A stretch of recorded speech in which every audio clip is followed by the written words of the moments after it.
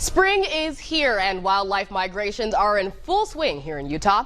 I'm Fox 13's Robin O'Guinier, and several events across the state are highlighting the movements of Utah's wild animals. When you're wanting to look for birds, May and later in the fall, like September, October, are some of the best times to see birds because that's when migration is at its peak here in Utah. We fall right in between two different flyways, so we get a lot of different migratory birds passing through. This month, events across the state are celebrating World Migratory Bird Day. This celebrates the migration of nearly 350 species of birds between nesting habitats in North America and non-breeding grounds in Latin America, Mexico, and the Caribbean.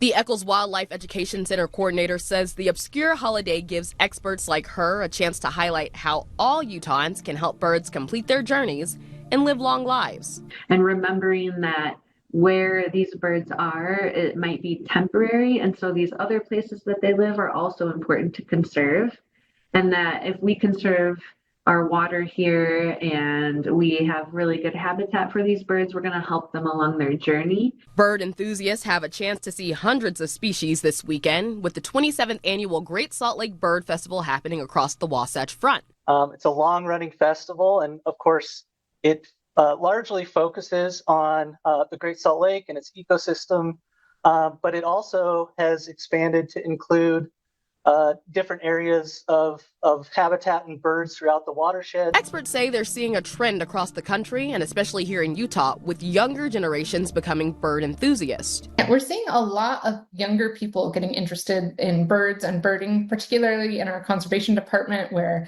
we have a lot of volunteer opportunities for people to get involved in community science. We're seeing a lot more young folks that are interested in birds and field trips, and we have tried to grow the number of field trips and activities available to meet that need. If you want to do some bird watching on your own this year, early mornings are a great time to locate several species.